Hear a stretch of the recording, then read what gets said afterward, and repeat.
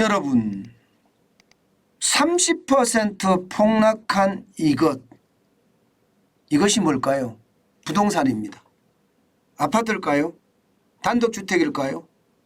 아마 아파트나 단독주택도 많이 떨어진 곳은 30%까지 떨어졌을 겁니다. 제가 오늘 말씀드리고자 하는 것은 오피스텔입니다. 오피스텔이 지금 30% 가까이 떨어졌습니다. 경기도 하남의 위례 G웰 프로지오 하락률이 39.5%입니다. 제가 있는 곳이 송파구 문정동 법조타운이거든요. 여기에서 조금만 더 가면 위례입니다. 하남시 위례입니다. 거기에 프로지오 오피스텔입니다. 이게 오피스텔인데 주거용 오피스텔이에요. 주거용 오피스텔의 하락률이 39.5%나 됩니다. 그럼 얼마나 떨어졌느냐? 보시는 것처럼 전용 면적 84제곱미터가 2022년 1월에는 13억까지 갔었거든요. 지금은 7억 8,700만 원까지 떨어진 거예요. 7억 8,700만 원까지. 그러니까 지금 거의 1년 만에 39.5% 5억 1,300만 원이 떨어진 수치죠. 굉장히 많이 떨어졌습니다. 이게 위례만 이렇게 떨어졌느냐? 아닙니다. 인천 서구 청라동이 있습니다. 청라 린스트라우스 전용 59제곱미터가요. 작년 1월에 3억 5천만 원에 실거래 이루어졌거든요. 올해 1월에는요. 2억 5천만 원입니다. 무려 말입니다. 1억 원 떨어졌어요. 28.6%가 떨어졌어요. 이렇게 떨어지니까 이번 기회에 오피스텔을 한번 사봐? 하는 사람들이 조금 늘어나기 시작했어요. 특히 주거용 오피스텔은 지금 이게 과거에 아파트를 대신한다면서 많이 올라갔었거든요. 실제로 말입니다. 이게 많이 올라갈 때는 아파트 대체제가 됐었어요. 그런데 이게 아파트 가격이 떨어지니까 주거용 오피스텔은 더 많이 떨어지고 그래도 말입니다. 아주 최악으로 떨어졌습니다. 지금 보시다시피 2022년 1월에 14,932건이나 거래가 됐던 것이 2023년 1월에는요. 4,086건이 무려 말입니다. 3배하고도 0.5배가 더 떨어졌다. 3.5배가 떨어졌다. 이렇게 이야기할 만큼 오피스텔에 대한 거래량은 완전히 떨어지고 말았습니다. 이렇게 된 데는 다양한 이유가 있죠. 오피스텔은요. 건축법 적용을 받거든요. 그런데 불구하고요. 주택으로 사용하기 때문에 주택분의 재산세가 나오기도 합니다.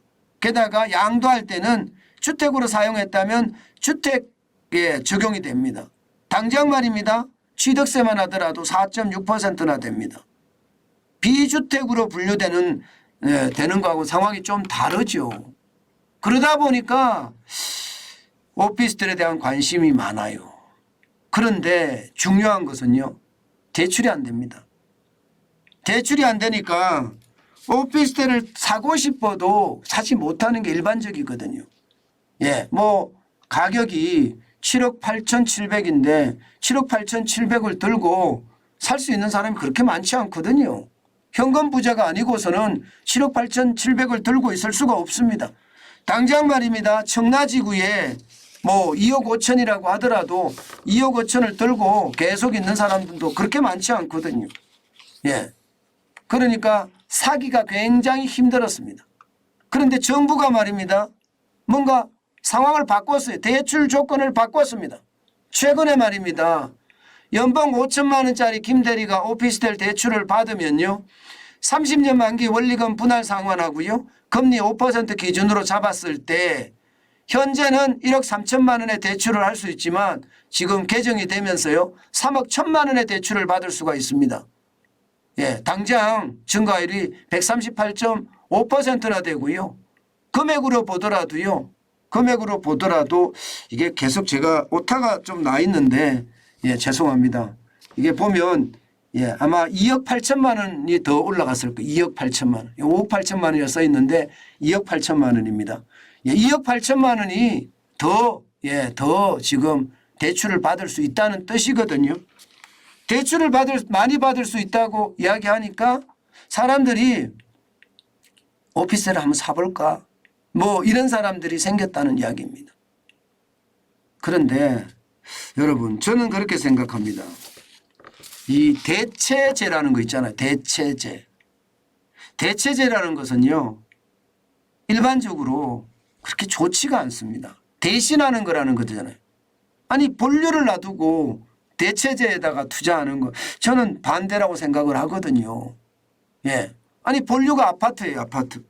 예, 아파트가 본류인데, 예, 아파트가 워낙 많이 오르니까 대체제인 오피스텔, 주거용 오피스텔에 옮겨가서 사람들이 사는 게 일반적이었다. 그래서 오피스텔, 주거용 오피스텔의 가격이 많이 올라갔다가 지금은 40%까지 30%까지 왕창 떨어졌다.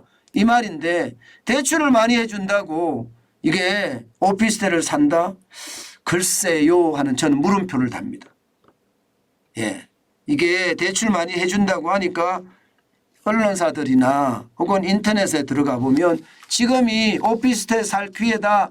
제가 제목을, 저도 제목을 그렇게 달았습니다. 그렇게 이야기를 하지만 과연 그럴까? 저는 그런 생각 많이 합니다. 저는 여러분들에게 당부하건대요.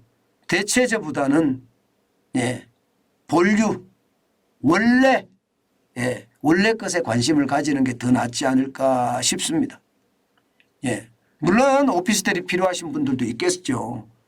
예. 예, 필요하신 분들 입장에서는 지금이 뭐 살 기회는 맞습니다. 그러나 내가 무주택자인데 나는 뭔가 주거를 하나 내 소유로 가져야 되겠어. 그러면 대출을 똑같이 해준다면 본류, 아파트 쪽을 선호하는 게 저는 좋다. 예, 그 말씀 여러분들에게 올립니다. 이게 주거용 오피스텔은 여러 가지로 말입니다. 여러 가지로 아파트에 비해서 불리한 조건을 많이 가지고 있습니다. 게다가 용적률도 가보면 이게 분양 평수하고요. 예, 실제 전용 평수하고는 굉장히 다르거든요. 적어도 말입니다. 50%가 안 되는 곳도 많습니다. 그렇기 때문에 반드시 말입니다. 예, 확인을 해보고 역세권이고 이게 투자 가치가 있다고 판단이 되면 모르겠지만 저는, 예, 주거용 오피스텔을 매입을 하느니 차라리 아파트를 보겠습니다. 물론 지금 아파트를 사라 그 뜻은 아니에요. 예, 아파트는 지금 뭐 싸게 살 수 있으면 30% 40% 떨어진다고 하는데요. 내가 가야 될 지역 또 내가 가고 싶은 지역을 계속 임장을 하면서요. 아, 내가 생각하는 적정 가격, 내가 생각하는 적정 가격이에요. 이게 추세선으로 비교를 해봐야 되겠죠. 예, 뭐 2008년에는 어땠고 2019년에는 어땠고 2020년 어땠고 2022년 이렇게 쭉 추세선으로 비교해 본 다음에 나는 이 정도 가격이면 내가 살 수 있겠다. 그런 생각이 들면요. 예, 과감하게 주택을 마련하는 것도 저는 방법이라고 생각을 합니다. 위기 때만 내가 가고 싶은 곳에 매물이 나오지 위기가 아닐 때는 안 나오거든요. 거기에 저는 착안을 해달라. 그 말씀 다시 한번 올립니다.